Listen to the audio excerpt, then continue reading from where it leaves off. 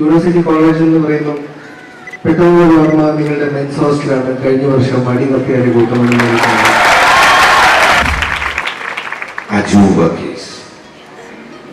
പറയുമ്പോൾ തന്നെ നിങ്ങൾ ചിരിക്കുന്നു. കോളേജ് എന്ന് പറയുന്നത് ഞാൻ ഇവിടെ അറിയുന്നത് അദ്ദേഹം കോളേജിൽ പോയിട്ടില്ലാതെ, പക്ഷേ സ്റ്റിൽ അതൊരു ഇൻസ്പിറേഷനാണ്. കോളേജൊന്നും വലിയ കാര്യമില്ലാതെ മനസ്സിലായില്ല. മോഹൻലാലിന്റെ 5-ാം ദിവസം പറ്റില്ല. 89 അച്ഛന്റെ വേഷത്തില് ഏറ്റവും നല്ല സമ്മാനം എൻ്റെ അച്ഛൻ്റെ കയ്യിൽ നിന്നും സെഞ്ചുറി ഹാളിൽ വെച്ച് സംഘാടകർ തരുമ്പോൾ പാടിയിൽ തരുമ്പോൾ ഉണ്ടായ സന്തോഷം ഇന്നും മറക്കാൻ കഴിഞ്ഞില്ല. പിന്നെ ചെയ്ത ഓരോ സിനിമയും നമ്മൾ കാണാത്തതായി കാണുമ്പോൾ നമുക്ക് മനസ്സിലാവും മലയാള സിനിമയ്ക്ക് കിട്ടിയ ഭാഗ്യമാണ് സൂര്യേട്ടൻ. ബിക്കോസ് ഈ കീരിക്കാടൻ ജോസിന്റെ രൂപവും പക്ഷെ മാടപ്പുറയുടെ ഹൃദയമുള്ള മനുഷ്യനാണ്. such a sweet gem of a person in Malayalam cinema. എപിയുടെ ഷൂട്ട് നടത്തുമ്പോഴാണ് രണ്ടാമത് അച്ഛനായത്. രണ്ടാമത്തെ അച്ഛൻ എന്ന് പറഞ്ഞാൽ 4ാമത്തെ അച്ഛൻ, തന്റെ ഇരട്ട കുട്ടികളുടെ അച്ഛൻ.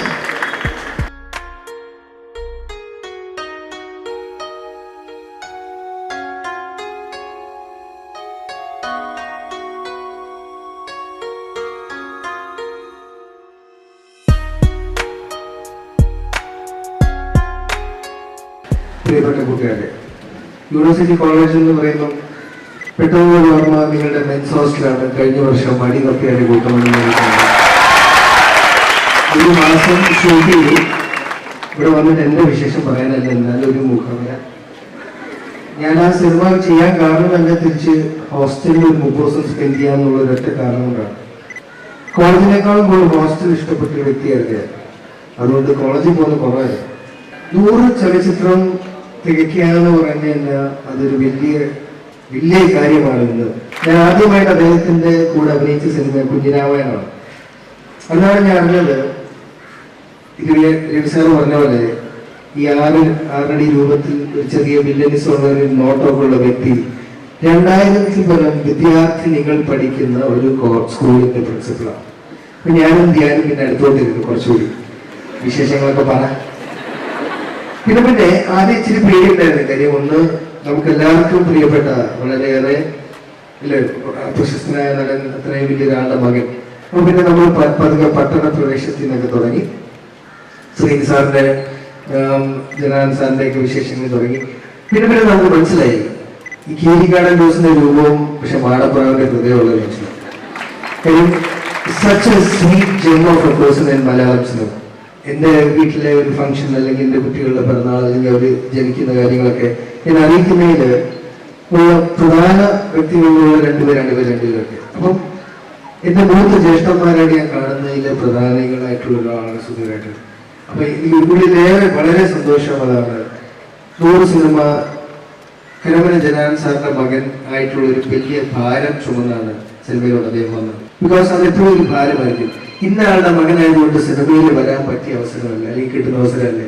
ഇന്നയാളുടെ മകനായതുകൊണ്ട് കോൺടാക്ട്സുകളും കിട്ടുന്നതല്ലേ. അത് കടന്ന് അതിന്റെ മേലെ സിറ്റി ഓഫ് ഗോഡ് എന്ന് പറഞ്ഞ സിനിമയാണ് ഞാൻ ആദ്യമായിട്ട് ഒരു പ്രേക്ഷക. അന്ന് ഞാൻ സിനിമ ചെയ്തിട്ടില്ല. ഞാൻ അന്ന് സുധീർ കരമന എന്നുള്ള വ്യക്തി നടനെ തിരിച്ചറിഞ്ഞതാണ്.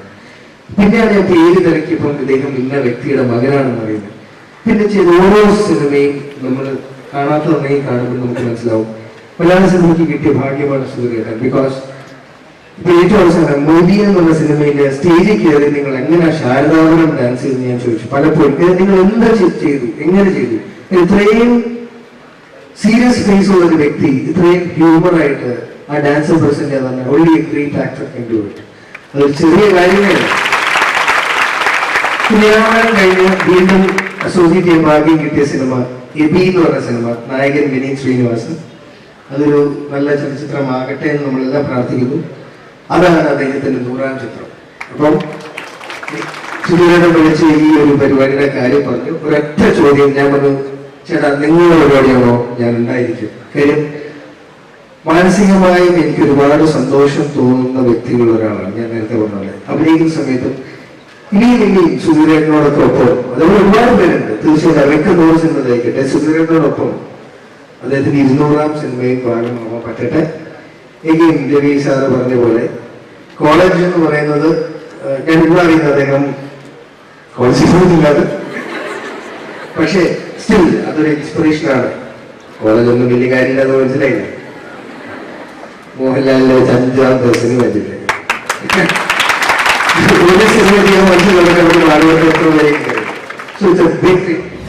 ഞാൻ ഏറ്റവും കൂടുതൽ ബഹുമാനിക്കുകയും ആദരിക്കുകയും അതിനേക്കാളേറെ പേടിക്കുകയും ചെയ്യുന്ന എൻ്റെ പ്രേക്ഷകരെ നമസ്കാരം.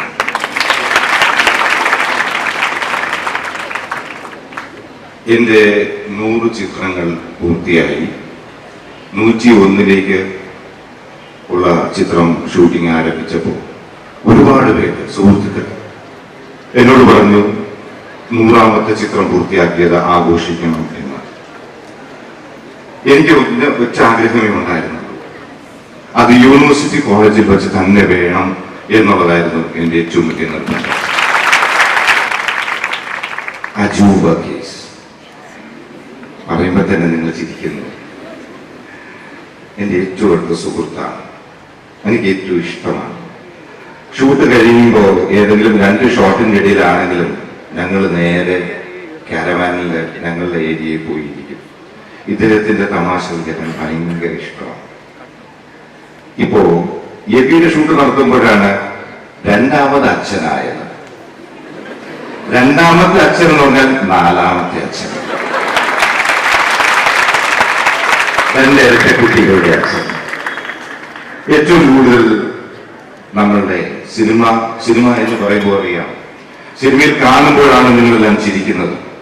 അതിന്റെ പിന്നിൽ ഒരുപാട് വേദനകളുണ്ടെങ്കിലും അവിടെയും നമ്മളെ ചിരിപ്പിക്കാൻ കഴിയുന്ന ഒരു നടനാണ് അജൂബ കേസ്. എപ്പോഴും ഷൂട്ട് കഴിഞ്ഞാൽ നമ്മൾ എവിടെയൊക്കെ ഏത് ഹോട്ടലിലാണെങ്കിലും റൂമിൽ വരും, ഇല്ലെങ്കിൽ എന്നെ അങ്ങോട്ട് വിളിക്കും, അങ്ങോട്ട് പോകും. He make us feel at home. അങ്ങനത്തെ ഒരു നേച്ചറായ അജൂബ കേസ്. ഈ ഒരു ഫംഗ്ഷന് വരണമെന്ന് പറഞ്ഞപ്പോൾ ഇന്നും ഷൂട്ടുള്ളതാണ്, ഷൂട്ട് മാറ്റിവെച്ച് ഇവിടെ എത്താം എന്ന് പറയുകയും കറക്റ്റായിട്ട് ഇന്ന് വെളുപ്പിന് 3:30 മണിക്കാണ് എറണാകുളത്ത് നിന്ന് തിരിച്ചിരിക്കുന്നത്. ഇവിടെ വന്ന് ഫ്രഷായി വേഗം ഫംഗ്ഷൻ വന്നിരിക്കുകയാണ്. വളരെയധികം സന്തോഷം. ശ്രീ മേജർ രവി അദ്ദേഹം കൂടെ പറഞ്ഞു കോളേജിൽ പോയില്ല എന്ന് പറഞ്ഞു, ഒരുപാട് കയ്യടി മേടിച്ചു. പക്ഷേ ഞാൻ മനസ്സിലാക്കുന്നത് അദ്ദേഹത്തിന്റെ സഹോദരൻ, ഞാൻ കണ്ണേട്ടൻ എന്ന് വിളിക്കുന്ന കണ്ണേട്ടൻ വഴി ഞാൻ അറിഞ്ഞത് അദ്ദേഹം പോയില്ലെങ്കിലും അദ്ദേഹം മിലിറ്ററിയിൽ പോയി. പക്ഷെ എപ്പോ വെക്കേഷൻ വന്നാലും കണ്ണേട്ടന്റെ കോളേജിലാണ് അദ്ദേഹം എപ്പോഴും. അദ്ദേഹത്തിന്റെ അനിയൻ പഠിക്കുന്ന കോളേജിലായിരുന്നു സമയം മുഴുവൻ ചെലവഴിച്ചിരുന്നത് എന്ന് ഞാൻ കേട്ടിട്ടുണ്ട്. അതുകൊണ്ട് കോളേജ് എന്താണെന്നും കോളേജിന്റെ പൾസ് എന്താണെന്നും വ്യക്തമായി അറിയാവുന്ന മേജർ സാർ. അദ്ദേഹത്തിന്റെ സിനിമ 1971 ബിയോണ്ട് ബോർഡേഴ്സ് എന്ന് പറഞ്ഞ ചിത്രത്തിലാണ് ഞാനിപ്പോ അവസാനമായി ചെയ്ത് രാജസ്ഥാനിൽ നിന്നും 2 ദിവസം മുമ്പേ എത്തിയതേ ഉള്ളൂ. ക്യാപ്റ്റൻ ആദിസെൽവം എന്ന് പറയുന്ന വളരെ പോസിറ്റീവായിട്ടുള്ള നമ്മളുടെ എല്ലാം പ്രിയങ്കരനായ ലാലേട്ടനോടൊപ്പമായിരുന്നു ഞാൻ അഭിനയിച്ചത്. പുലിമുരുകന് ശേഷം മുന്തിരിവള്ളികൾ തളുത്തപ്പോൾ എന്ന ചിത്രത്തിൽ ലാലേട്ടനോട് അഭിനയിക്കാനുള്ള ഭാഗ്യം ലഭിച്ചു. അത് കഴിഞ്ഞ് മേജർ സാബും ലാലേട്ടനും കൂടെ ചേർന്ന 1971 ബിയോണ്ട് ബോർഡേഴ്സിലും മേജർ സാബ് പറയുന്ന പോലെ നിങ്ങളെ കണ്ണീന്ന് ഒരു തുള്ളി കണ്ണീരെങ്കിലും വീഴ്പിക്കും എന്ന ഉറപ്പോടെ എന്നെ കൊണ്ട് ഒരു കഥാപാത്രത്തെ അവതരിപ്പിച്ചിരിക്കുകയാണ്. നന്നാകും എന്ന എനിക്ക് പ്രതീക്ഷ ഉണ്ട്. വിലയിരുത്തേണ്ടത് നിങ്ങളാണ്. മൊബൈൽ ഫോണൊന്നും കിട്ടാത്ത, റേഞ്ച് കിട്ടാത്ത സ്ഥലത്ത് ഷൂട്ട് നടക്കുകയും ചെയ്യുമ്പോൾ ഒരു മരത്തിന്റെ മൂട്ടിൽ മാത്രം ചെറുതായിട്ട് റേഞ്ച് കിട്ടും. അവിടെ നിന്നപ്പോഴാണ് എനിക്ക് ഔദ്യോഗികപരമായി ചെറിയ പ്രശ്നങ്ങളൊക്കെ അനുഭവപ്പെട്ടൊരു ഫോൺ വന്നത്.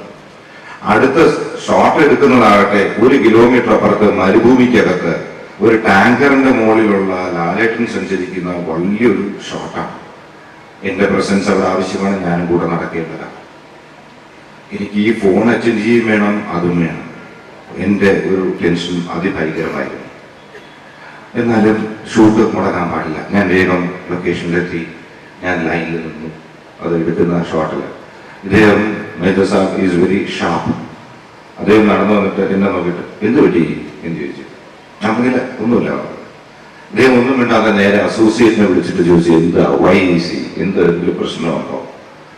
അപ്പൊ അസോസിയേറ്റ് എന്ന് പറഞ്ഞു, ഇങ്ങനെ ചെറിയൊരു കോള് പുള്ളിക്ക് റേഞ്ച് ഉള്ളത്. As a person, not only as a director, immediately major sir ചെയ്തത് കോള വെഹിക്കിൾ പുള്ളിയെ ഈ സീൻ പുള്ളി ഉണ്ട്, പുള്ളിക്ക് വേറെ ഒരു ഡമ്മിയെ വെച്ച് ചെയ്യൂ, let him attend the call എന്ന് പറഞ്ഞ് എന്നെ വിട്ട. ആ കോൾ അറ്റൻഡ് ചെയ്തതിനു ശേഷം വന്നാൽ മതി എന്ന് പറയുന്ന, അതായത് വിദ്യാഭ്യാസത്തിനും അതിനോടൊപ്പം സിനിമയോടൊപ്പം പ്രാധാന്യം കൊടുക്കുന്ന മേജർ സാർ, അദ്ദേഹത്തിന്റെ പടത്തിലാണ് എൻ്റെ അവസാനത്തെ 101ാമത്തെ ചിത്രം. എനിക്ക് വളരെയധികം സന്തോഷം. Because that was my border, 100 was my border, and Beyond Borders is my 101st film. എന്നെ ഇന്ന് സുധീർ ജി നായർ, ഇന്ന് സുധീർ കരമന എന്നെങ്കിലും പറയുന്നുവെങ്കിൽ തീർച്ചയായും എൻ്റെ മുഴുവൻ അവകാശവും ഈ കോളേജിനും ഈ കലാലയത്തിനുമാണ്. ഞാൻ പഠിച്ചത് കേന്ദ്രീയ വിദ്യാലയയിലാണ്. അവിടുത്തെ പ്രത്യേകത ഇംഗ്ലീഷും ഹിന്ദിയുമായിരുന്നു. നമ്മൾ ചിന്തിക്കുന്ന ഭാഷയായ മലയാളത്തിലൂടെ കലാപ്രവർത്തനം ഞാൻ ആരംഭിക്കുന്നതും യൂണിവേഴ്സിറ്റി കോളേജിൽ വെച്ചായിരുന്നു. 89 പ്രച്ഛന്ന വേഷത്തില് ഏറ്റവും നല്ല സമ്മാനം എൻ്റെ അച്ഛൻ്റെ കയ്യിൽ നിന്നും സെഞ്ചുറി ഹാളിൽ വെച്ച് സംഘാടകർ തരുമ്പോൾ, പാടിയിൽ തരുമ്പോൾ ഉണ്ടായ സന്തോഷം ഇന്നും മറക്കാൻ കഴിയില്ല. ഏറ്റവും അവസാനമായി പറയുന്നു, 100 ചിത്രം പൂർത്തിയാക്കിയതിന്റെ ഭാഗമായി എനിക്ക് തന്ന ഈ ആദരവ് എന്നിൽ കൂടുതൽ ശ്രദ്ധ ചെലുത്തുന്നതിന് വേണ്ടിയാണ് എന്ന് എനിക്ക് മനസ്സിലാക്കാൻ കഴിയുന്നു. ഇനിയും ചെയ്യുന്ന ഓരോ കഥാപാത്രങ്ങളാകട്ടെ, ഇപ്പോൾ ചെയ്യുന്നതിനേക്കാളേറെ ഞാൻ ശ്രദ്ധ കൊടുക്കണം എന്നുള്ളതിൻ്റെ ഒരു ഓർമ്മപ്പെടുത്തലാണ് ഈ ചടങ്ങ് എന്ന് ഞാൻ മനസ്സിലാക്കിക്കൊണ്ട് ഞാൻ നിർത്തുന്നു. എല്ലാവർക്കും വന്നതിന് നന്ദി, നമസ്കാരം.